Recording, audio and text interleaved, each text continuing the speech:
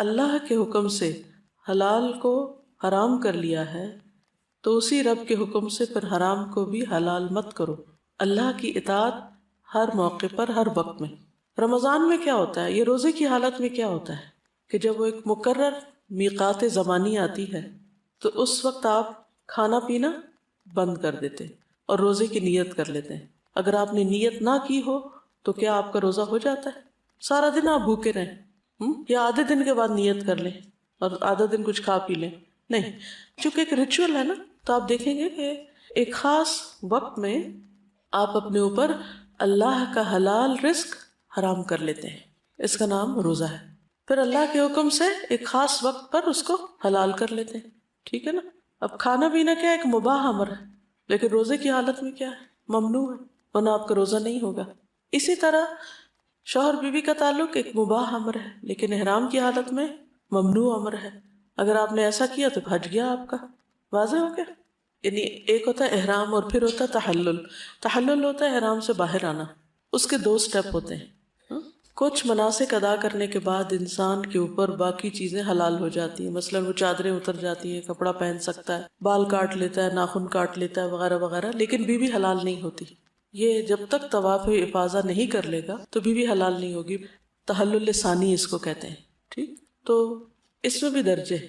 اگر شکار کر لیا، مثلا شکار بھی منع ہے احرام میں، لیکن اگر کوئی شخص شکار کر جائے تو اس کا حج فاسد نہیں ہوگا، بلکہ وہ کیا کرے گا، اس کا کفارہ دے گا۔ قرآن مجید میں اس کا کفارہ کیا ہے؟ یا ایھا الذین آمنوا لا تقتلوا الصید وانتم حرم ومن قتله منکم متعمدا فجزاء مثل ما قتل من النعم يحكم به ذو عدل منكم هديا بالغ الكعبة أو كفارة طعام مساكين أو عدل ذلك صياما ليذوق وبال أمره عفى الله عما سلف ومن عاد فينتقم الله منه والله عزيز ذو انتقام۔ المائدہ 95۔ اے لوگو جو ایمان لائے ہو، احرام کی حالت میں شکار نہ کرو، اور جو کوئی تم میں سے جان بوجھ کے ایسا کرے تو اس کا بدلہ اسی قسم کے جانور کے ذریعے ہوگا، مثل ما قتل من النعم، جس کا فیصلہ تم میں سے 2 صاحب عدل کریں گے۔ یہ قربانی کعبہ تک پہنچائی جائے گی، کہ دم جو ہے وہ گھر میں نہیں دے سکتے آپ۔ یا اس کا کفارہ کیا ہے، مساکین کو کھانا کھلانا، 6 مسکینوں کے کھانے کی بات۔ او عدل ذالک صیاما، یا اس کے برابر روزے رکھنا، لیذوق وبال امری، تاکہ اپنے کیے کا مزہ چکھے، اور جو دوبارہ کرے گا تو اللہ اس سے انتقام لے گا۔ اللہ زبردست ہے، انتقام لینے والا ہے، ٹھیک ہے۔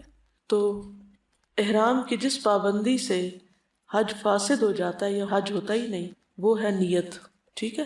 نیت ہی نہیں کی تو چاہے کپڑے بھی پہنے رکھے، کچھ بھی کر لے، یا حج کے مہینوں میں نیت نہیں کی، یا پھر اس نیت کے بعد اس حالت میں مخصوص عمل نہیں کیے تو حج فاسد ہو جائے گا، ٹھیک ہے۔ لیکن اگر اس میں پارشلی کچھ مسٹیکس ہو گئی ہیں تو اس کا کفارہ الگ الگ بتا دیا گیا، ہر پابندی کا الگ سے۔ اب حج کی نیت کیسے کی جائے گی؟ حج تمتع کا ارادہ کرنے والے میقات سے لبیک عمرۃ کہہ کر صرف عمرہ کی نیت کریں۔ حج تمتع کی نیت کیسے ہوگی؟ میقات سے صرف عمرہ کی نیت ہوگی، لیکن یہ حج کے مہینوں میں ہوگا۔ سفر حج کے مہینوں میں ہوگا، یعنی شوال، ذی القعدہ اور ذی الحج میں، لیکن میقات سے صرف عمرے کی نیت کریں گے۔ حج کی نیت سے احرام 8 ذی الحج کو پہنا جائے گا، ٹھیک ہے۔ انس رضی اللہ عنہ فرماتے ہیں کہ میں نے رسول اللہ صلی اللہ علیہ وسلم کو حج اور عمرہ دونوں کا اکٹھا احرام باندھتے ہوئے سنا۔ آپ فرما رہے تھے لبیک عمرۃ وحجا، صحیح مسلم کی روایت ہے۔ آپ نے ایسا کیوں کیا؟ کیونکہ آپ کا حج قران تھا۔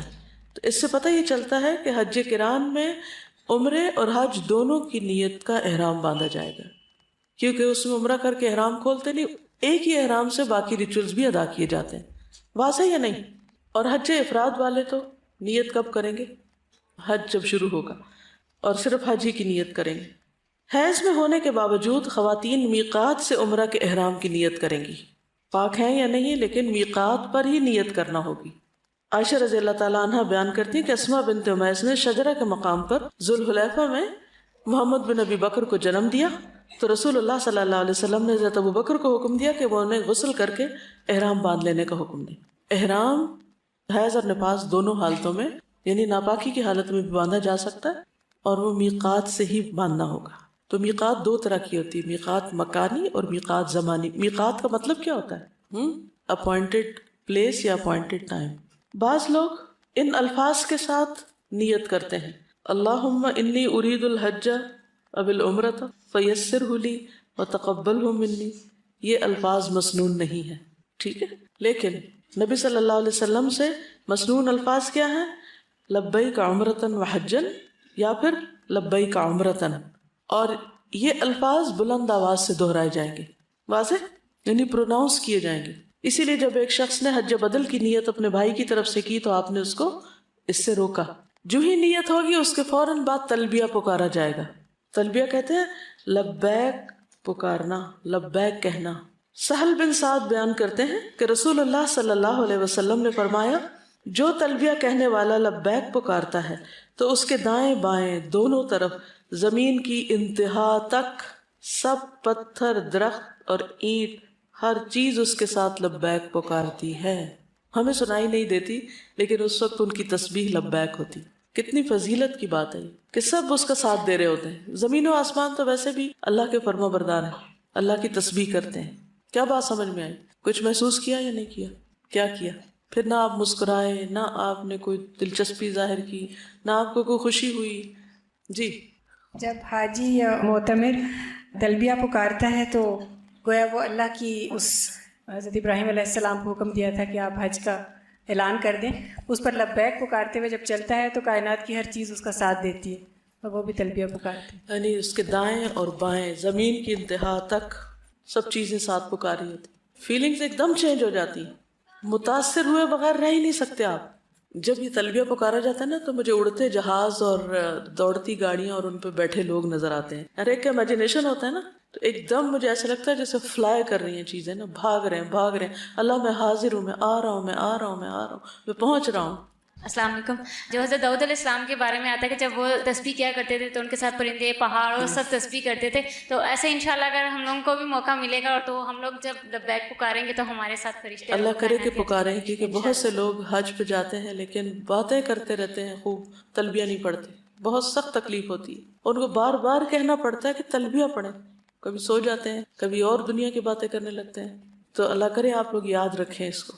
قرآن مجید میں بھی آتا ہے نا کہ وَإِن مِّن شَيْءٍ إِلَّا يُسَبِّحُ بِحَمْدِ رَبِّهِ، تو توحید کا اقرار ہے بیسیکلی، جیسے کہتے ہیں نا زبان حال اور زبان قول سے۔ بالکل، کہ انسان عمل بھی کر رہا ہوتا ہے کیونکہ وہ جا رہا ہوتا ہے نا، ایک تو ہوتا ہے بیٹھ کے لبیک کہتے رہے اور چلے بھی نہ، اور ایک یہ کہ وہ اٹھ کے جا بھی رہے ہوتے ہیں، دوڑ بھی رہے ہوتے ہیں اور ساتھ پکار بھی رہے ہوتے ہیں۔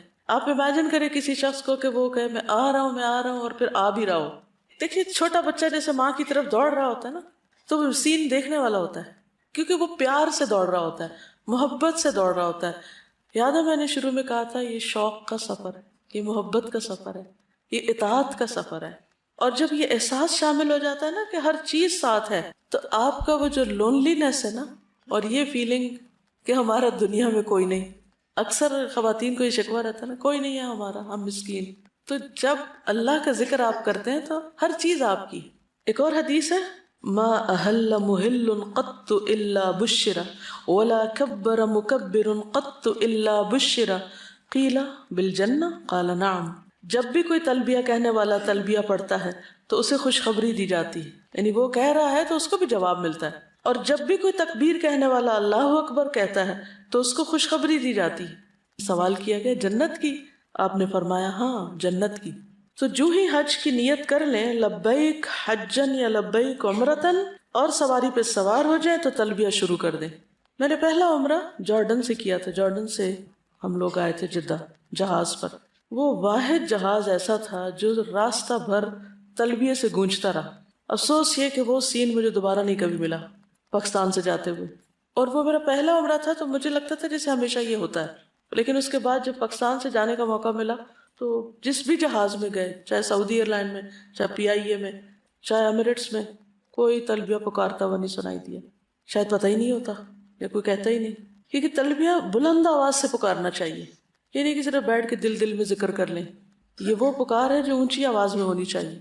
اس لیے اس کی بھی ہمیں کوشش کرنی چاہیے کہ اس سنت کو زندہ کریں، اور جب سارے مل کے پڑھتے ہیں اور بلند آواز سے پڑھتے ہیں تو اس سے فائدہ یہ ہوتا ہے کہ آپ کی ساری تھکن اور کچھ چھوڑنے کی اداسی اور کہیں جانے کی پریشانی، کیونکہ ہر سفر پریشان کن ہوتا ہے، کیونکہ اس میں انسان سوچتا ہے کہ یا اللہ کیا سمیٹوں، کیا رکھوں، کیا لے جاؤں، پھر پیکنگ، پھر لمبی قطاریں، خصوصاً حج کے لیے جب آپ جاتے ہیں اور پھر جہاز میں بیٹھتے ہیں. اور لیکن جب تلبیہ پکارا جاتا ہے تو ہر چیز ایسا لگتا ہے کہ ثانوی ہوگی، سیکنڈری ہوگی، کوئی معنی ہی نہیں رکھتی.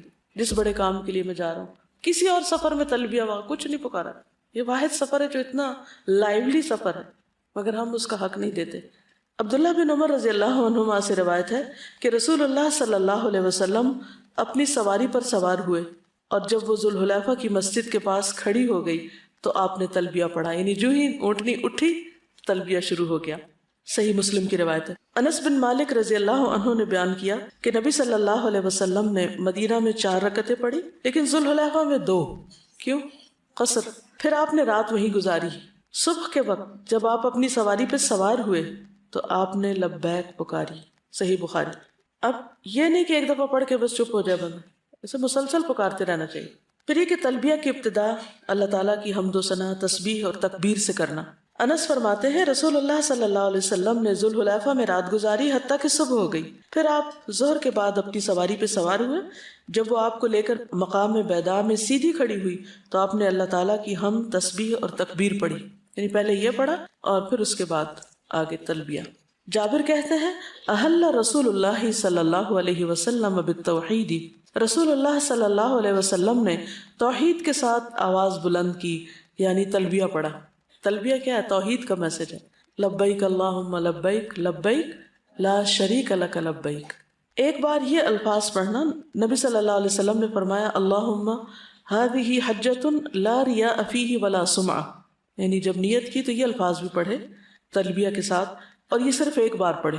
اے اللہ اس حج کو ایسا بنا دے کہ اس میں ریاکاری اور دکھلاوا نہ ہو. لا ریاء فیہ ولا سمعہ، دونوں میں فرق کیا ہے؟ ریا کہتے ہیں دکھانے کو، کوئی کام کرتے ہوئے دکھانا، اور سمعہ جب ہو چکے تو اس کے بعد اس کی شہرت کرنا. ابو بکر صدیق سے مروی ہے کہ رسول اللہ صلی اللہ علیہ وسلم سے پوچھا گیا افضل حج کون سا ہے؟ ما افضل الحج؟ قال العج والثج. کون سا حج سب سے افضل ہے؟ فرمایا جس میں بلند آواز سے لبیک پکاری جائے اور قربانی کے جانور کا خون بہایا جائے، یعنی اس میں قربانی بھی ہو. خلاد بن صاحب انصاری اپنے والد سے نقل کرتے ہیں کہ رسول اللہ صلی اللہ علیہ وسلم نے فرمایا میرے پاس جبریل علیہ السلام آئے اور مجھے حکم دیا کہ میں اپنے صحابہ اور دوسرے ساتھ والوں کو حکم دوں کہ تلبیہ کہنے میں اپنی آوازیں اونچی رکھیں. کس نے آ کے کس کو کہا؟ جبریل علیہ السلام نے آ کر نبی صلی اللہ علیہ وسلم کو حکم دیا کہ آپ کس کو حکم دیں؟ صحابہ کو حکم دیں اور اپنے ساتھ والوں کو حکم دیں کہ تلبیہ میں آوازیں اونچی رکھیں. ابو ہریرہ سے مروی ہے اور یہ مسند احمد کی روایت ہے کہ نبی صلی اللہ علیہ وسلم نے فرمایا جبریل نے مجھے بلند آواز سے تلبیہ پڑھنے کا حکم دیا کیونکہ تلبیہ شاعر حج میں سے ہے. کس میں سے ہے؟ شاعر حج میں سے ہے.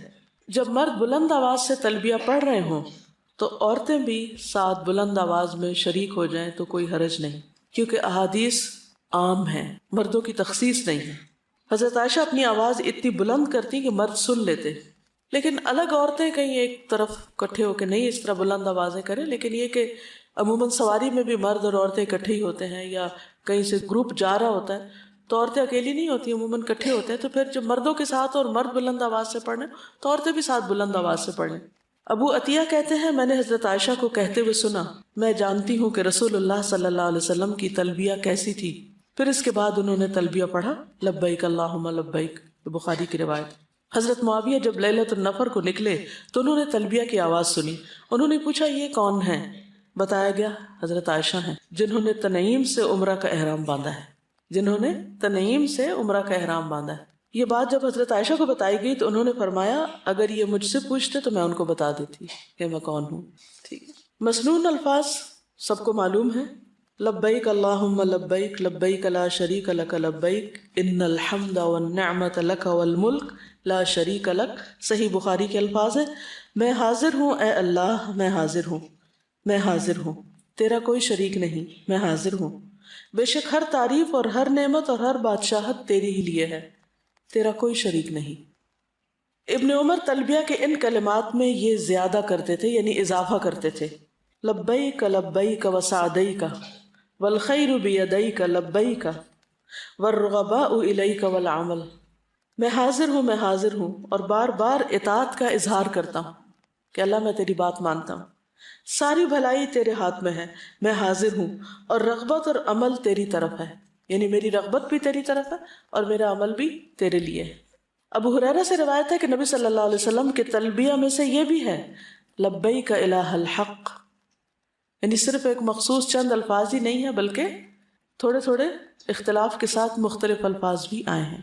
لبیک الہ الحق، میں حاضر ہوں اے معبود برحق. جابر بن عبداللہ کا بیان ہے کہ لوگ ذل معارج اور اس طرح کے الفاظ زیادہ کرتے تھے. نبی صلی اللہ علیہ وسلم ان کو سنتے اور انہیں کچھ نہیں کہتے تھے، یعنی لبیک کے ساتھ اگر کوئی اپنی محبت سے چند الفاظ مزید بڑھا دیتا تو آپ کچھ نہیں کہتے تھے. اور جو کام آپ کے سامنے ہو اور آپ اس پر خاموشی اختیار کریں اس کے بارے میں کیا خیال ہے؟ درست ہے نا؟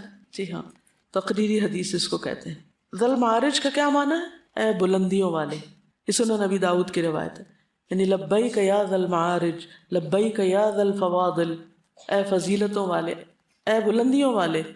یعنی انسان ویسے بھی اللہ کو پیارے پیارے ناموں سے پکارتا ہے، اور جب اس راستے پر ہو تو اور بھی محبت میں اضافہ ہو جاتا ہے، تو پھر اللہ کے اور پیارے پیارے ناموں کے ساتھ اگر پکارا جائے تو کوئی حرج نہیں. محمد بن ابی بکر ثقفی سے روایت ہے کہ انہوں نے انس بن مالک سے پوچھا جبکہ وہ دونوں صبح کو منا سے عرفات جا رہے تھے، رسول اللہ صلی اللہ علیہ وسلم کے ساتھ آپ لوگ آج کے دن کس طرح کرتے تھے، یہ دن کیسے گزارتے تھے؟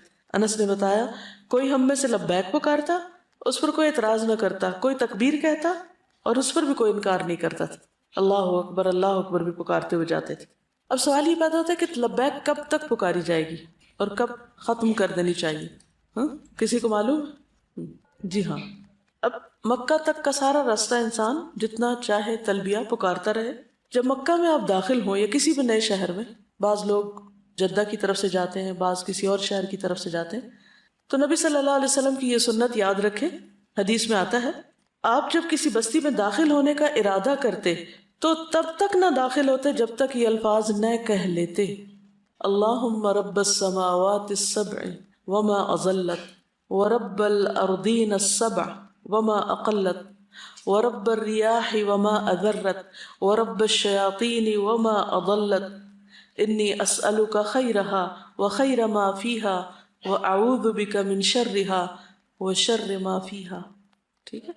اے اللہ، 7 آسمانوں کے رب، ان چیزوں کے رب جن پر آسمانوں نے سایہ کیا ہوا ہے، اور 7 زمینوں کے رب اور ان چیزوں کے جن کو ان زمینوں نے اٹھایا ہوا ہے، اور ہواؤں کے رب اور ان چیزوں کو جن کو یہ ہوائیں اڑائی پھرتی ہیں، شیطانوں کے رب اور ان مخلوقات کے جن کو شیطانوں نے گمراہ کیا ہے. میں تجھ سے اس بستی کی خیر اور جو کچھ اس میں اس کی خیر کا سوال کرتا ہوں، یعنی اس بستی میں جو بھی خیر ہے میں اس کا سوال کرتا ہوں، اور اس بستی کے شر سے اور جو کچھ اس میں ہے اس کے شر سے میں تیری پناہ چاہتا ہوں. یعنی بستی کے شر سے بھی اور بستی کے اندر جو کچھ ہے ان سب چیزوں کے شر سے. آپ دیکھیے کسی بھی نئے شہر میں داخل ہوتے وقت انسان کے اوپر ایک گھبراہٹ سی تاری ہوتی ہے، پتہ نہیں یہاں کوئی چور نہ ہو، پتہ نہیں یہاں کوئی سانپ نہ ہو، پتہ نہیں یہاں کے لوگ کیسے ہوں، لٹ نہ جائیں. تو یہ دعا پڑھ لیں. اب اس کا طریقہ یہ ہے کہ اپنی چھوٹی ڈائری جو ڈیلی آپ کی تھنگس ٹو ڈو کی ہوتی ہے نا، اس میں ایک گتے والی سائڈ پہ اس کو لکھ کے رکھ لیں، اور جب پنڈی سے اسلام آباد داخل ہو رہے ہوں تو کھول کے پڑھ لیا کریں صبح. ٹھیک ہے؟ اور آج گھر جاتے ہوئے بھی پڑھ لیں. مکہ جانے کے بعد آپ مسجد میں داخل ہوتے ہیں یا ہوٹل میں داخل ہوتے ہیں تو اس میں کسی بھی جگہ پر داخل ہوتے وقت اگر آپ پڑھ لیں ربی انزلنی منزلا مبارکا وانت خیر المنزلین، ربی ادخلنی مدخل صدق واخرجنی مخرج صدق واجعل لی من لدنک سلطانا نصیرا، تو انشاءاللہ اس کا بھی فائدہ ہوتا ہے. میں روزانہ جب میں اس ہال میں آتی ہوں تو میں یہ دعا پڑھتے ہوئے داخل ہوتی ہوں، کیونکہ ایک جگہ پر داخل ہو رہے ہیں تو یہاں سچائی کے ساتھ داخل ہو اور سچائی کے ساتھ ہی باہر جائے، برکت حاصل ہو آنے کی بھی اور جانے کی بھی. انزلنی منزلا مبارکا، کتنی دیر لگتی؟ کچھ دیر نہیں لگتی، صرف عادت بنانے کی دیر ہے. تو انشاءاللہ آپ جہاں بھی جائیں گے خیر و برکت کا باعث ہوں گے. حضرت یحییٰ علیہ السلام کے بارے میں اللہ تعالیٰ نے فرمایا تھا نا وَجَعَلَنِي مُبَارَكًا أَيْنَمَا كُنتُ. کچھ لوگ خیر کی کنجیاں ہوتے ہیں اور شر کے تالے ہوتے ہیں، اور کچھ لوگ شر کی کنجیاں ہوتے ہیں اور خیر کے تالے ہوتے ہیں. کچھ لوگوں کے کہیں جانے سے خیر اور بھلائی پھوٹتی، اور کچھ لوگوں کے کہیں جانے سے شر عام ہوتا ہے. تو اللہ ہمیں شر سے محفوظ رکھے. ہمارے شر سے دوسروں کو اور دوسروں کے شر سے ہمیں. پھر مسجد میں جب داخل ہونے لگے تو سیدھا پاؤں مسجد میں پہلے رکھے اور یہ دعا مانگے، اعوذ باللہ العظیم وبوجہہ الکریم وسلطانہ القدیم من الشیطان الرجیم. میں شیطان مردود کے شر سے اللہ کی پناہ چاہتا ہوں جو انتہائی عظمت والا ہے. میں اس کے انتہائی معزز چہرے کی پناہ لیتا ہوں اور اس کی ازلی بادشاہت کی پناہ لیتا ہوں. کتنی خوبصورت دعا. پھر بسم اللہ والسلام علی رسول اللہ اللہم اغفر لی ذنوبی وافتح لی ابواب رحمتک. ٹھیک ہے. ایک چھوٹی سی کتاب چھاپی ہوئی ہے ہم نے زاد راہ کے نام سے، تو اس میں بھی یہ دعائیں لکھی ہوئی ہیں، یا آپ اپنے ہاتھ سے لکھ کے کہیں رکھ سکتے ہیں، یا پھر یہ کہ جیسے حاجی کی کتاب میں اگر یہ لکھی ہوئی ہیں تو ڈفرینٹ کلرز کے سٹکرز آپ وہ مارکر لگا سکتے ہیں. اگر آپ کو زبانی یاد نہیں بھی تو آپ چلتے چلتے بھی اپنی کھولیں اور کتاب اور اس میں سے وہ مارکر کا پیج الٹیں اور وہ دعا پڑھ لیں. چند دفعہ ایسا کرنے سے آپ کو زبانی بھی یاد ہو جائے گی انشاءاللہ. اب آپ اندر داخل ہو گئے مسجد میں، تو مسجد الحرام میں داخل ہوتے ہوئے سب سے زیادہ شوق کس بات کا ہوتا ہے اور توجہ کدھر ہوتی ہے؟ خانہ کعبہ کی طرف، کہ وہ جس کی تصویریں دیکھ دیکھ کے نہال ہوتے رہے وہ اصل میں کہاں ہے، حقیقت میں کہاں ہے. حضرت عمر جب کعبہ کو دیکھتے تو یہ دعا پڑھتے، اللہم انت السلام ومنک السلام فحینا ربنا بالسلام. اے اللہ تو سراپا سلامتی اور تجھی سے سلامتی حاصل ہوتی، پس اے ہمارے رب ہمیں سلامتی کے ساتھ زندہ رکھ. لیکن یہ ان کی اپنی پسندیدہ دعا تھی، ضروری نہیں کہ یہی پڑھی جائے.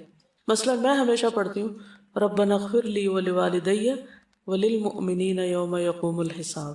تو ہر شخص اپنی اپنی فکر، پریشانی اور اپنی چاہت کے مطابق کوئی بھی دعا پڑھ سکتا ہے. اب آپ سیدھے کعبہ کے پاس پہنچتے ہیں اور طواف شروع کرتے ہیں.